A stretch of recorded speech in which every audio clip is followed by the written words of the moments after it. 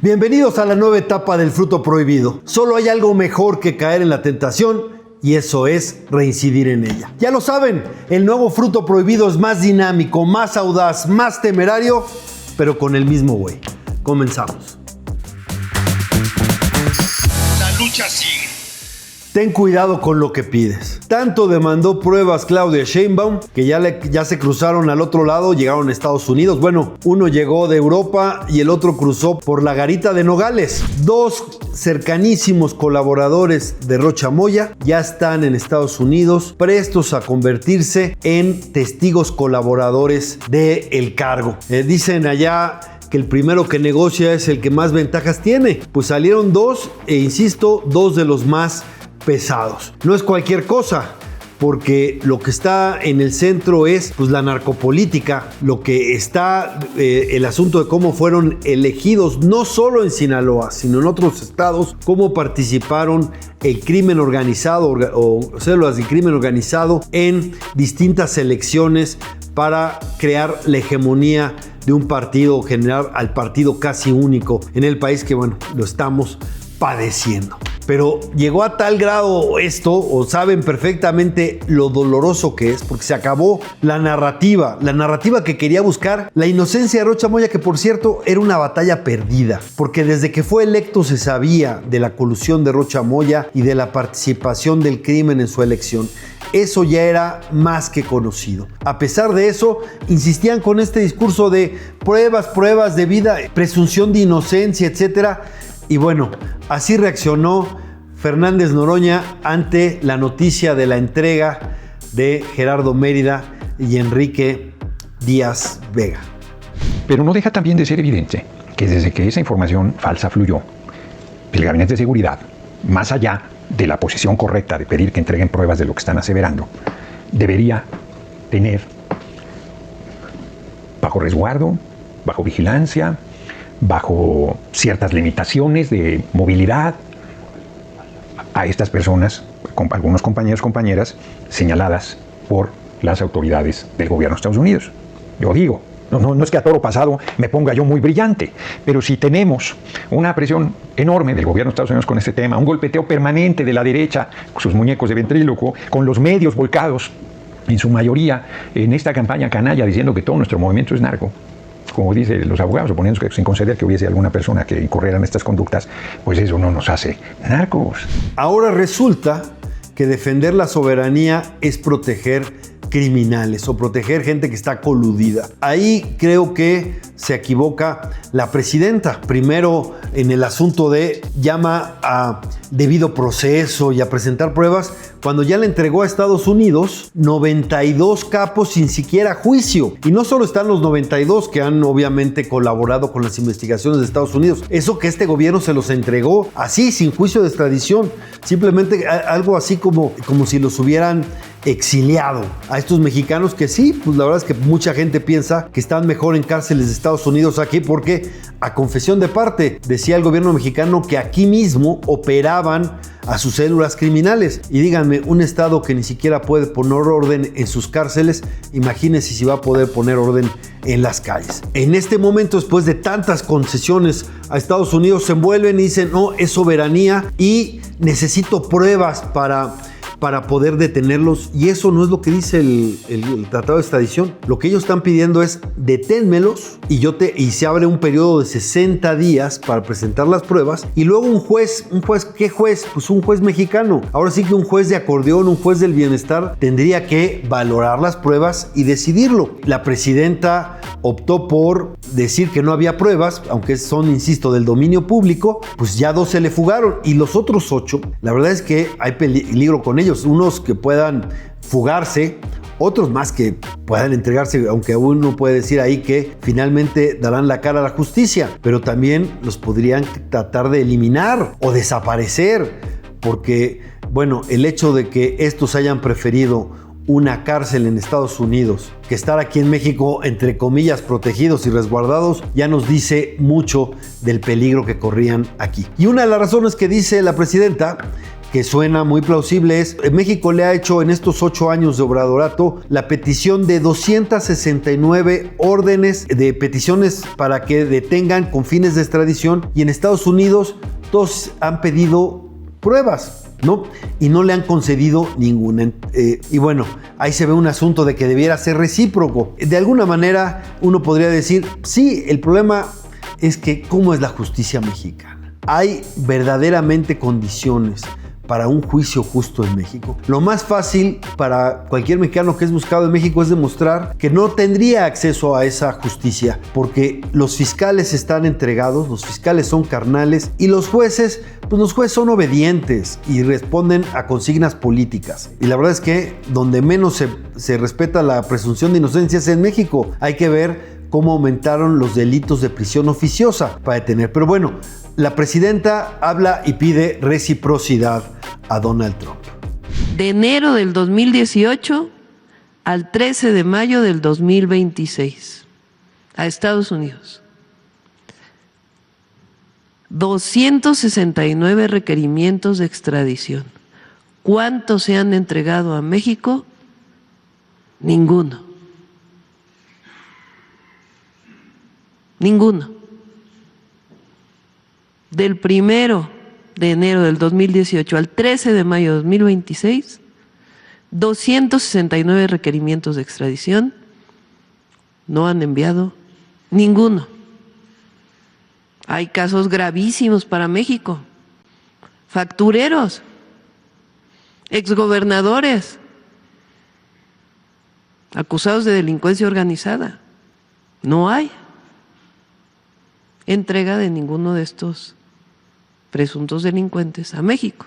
Por supuesto, esta petición de, bueno, tú entrégame los que yo te pido, pues es retórica, porque no estamos en una relación simétrica. Hay claramente una correlación de fuerzas muy desfavorable para nuestro país. Nos gustaría por supuesto que estuviéramos en una mejor condición, pero ¿qué es lo que ha hecho México vulnerable frente a los Estados Unidos? Pues esto, la colusión con el crimen, el hecho de tener un estado infestado en los 3 órdenes de gobierno nos ha debilitado, y eso es un elefante en la sala, nadie lo puede ignorar. Ahí estuvo la participación de los criminales en las elecciones, y luego a raíz de eso pues han fortalecido su poder político, económico y territorial. El cobro de piso se ha extendido en todo el país, se ha multiplicado precisamente por este empoderamiento, porque nadie te apoya de gratis. Si el crimen se mete a ayudar a un candidato y lo hace elegir, por supuesto que va a pedir cosa a cambio. Y termino con una pequeña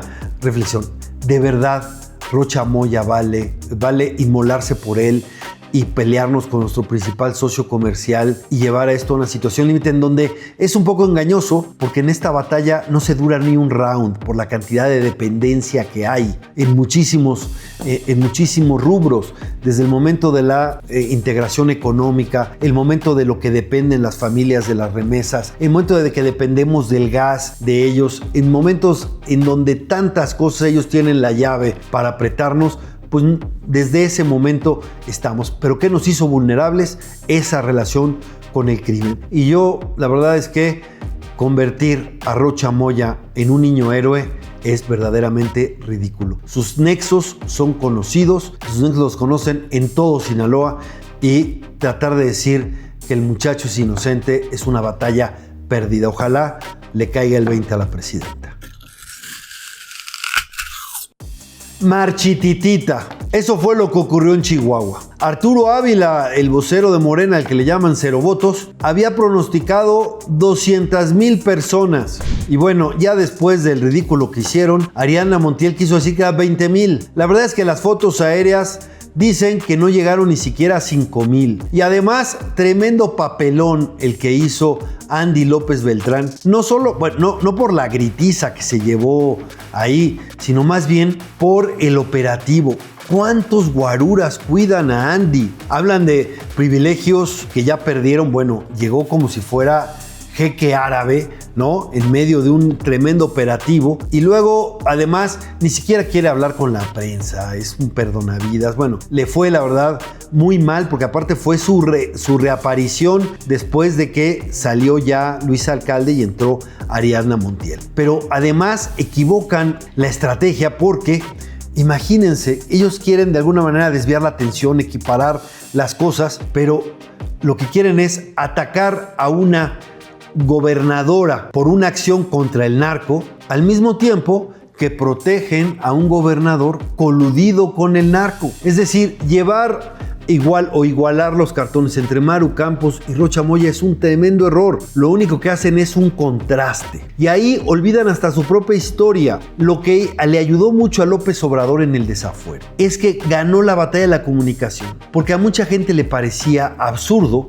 o excesivo que lo castigaran y le quitaran derechos políticos y le quitaran la posibilidad el hecho de seguir gobernando la capital por haber construido una calle que comunicaba un hospital. Por supuesto, yo sé que violó el amparo, que hay leyes, etcétera, que tuvo oportunidades, lo que quieran, pero eso ya es una discusión, digamos, secundaria. El punto clave, el punto central a donde llevaba el punto de comunicación era ese. Bueno, ahora quieren sancionar a una gobernadora por destruir un narcolaboratorio. Y claro, ahí también está la discusión, es que estuvieron presentes agentes de la CIA presenciando, etcétera, y lo hicieron además violando, no comunicándolo al gobierno de que eran como tales, sino entrando uno como turista y otro como diplomático, todo la discusión que ustedes quieran. Pero en términos comunicacionales, ¿no? Lo cierto es que la quieren castigar por esa acción que destruyó un narcolaboratorio. En términos de comunicación están perdidos. Y además hay que decir que la hipocresía hace que el argumento se caiga por sí solo. ¿Por qué? Porque miren, resulta que todos los días sobrevuelan aviones no tripulados de la CIA, aviones espías de la CIA. Díganme, ahí no hay violación a la soberanía en esos términos. Pero cuando nos enteramos de eso, porque nos enteramos no porque lo dijeran las autoridades mexicanas, nos enteramos porque el Congreso norteamericano tuvo que aprobar esos sobrevuelos. Y entonces ahí dijo la presidenta, es que es colaboración o subordinación. Y entonces, ¿por qué es colaboración o subordinación que vuelen aviones espías de la CIA y se mida de otra manera cuando son presenciales? Por cierto, después de este hecho, dos medios que no son nada afines a Donald Trump. Nada afines a Donald Trump, es algo que se tiene que tomar en cuenta, como son CNN y el New York Times, dieron a conocer muchas operaciones que hace la CIA en México con conocimiento de las autoridades mexicanas. Por eso yo creo que vino la filtración, desde ahí es una especie de contestación a todo lo que se está haciendo por lo de Chihuahua. Y cosas gravísimas. Ustedes recordarán la camioneta que salió volando saliendo del AIFA, en donde iban dos miembros supuestamente del mismo cártel al que se le adjudica a Rocha Moya. Bueno, tanto CNN como New York Times dice que la CIA participó en eso. Y eso es gravísimo y máxime si lo hicieron en coordinación con las autoridades mexicanas. Pues bueno, ahí está. Parece ser que más bien lo que pasó en Chihuahua fue una oportunidad que tuvo Sheinbaum como mecanismo de defensa frente a lo que está pasando con Rocha Moya. Porque si cae Rocha Moya, eso puede llegar a Palenque. Y eso es lo que los tiene tan apanicados. Veamos cómo recibieron a Andy y a Ariadna en el aeropuerto de Chihuahua.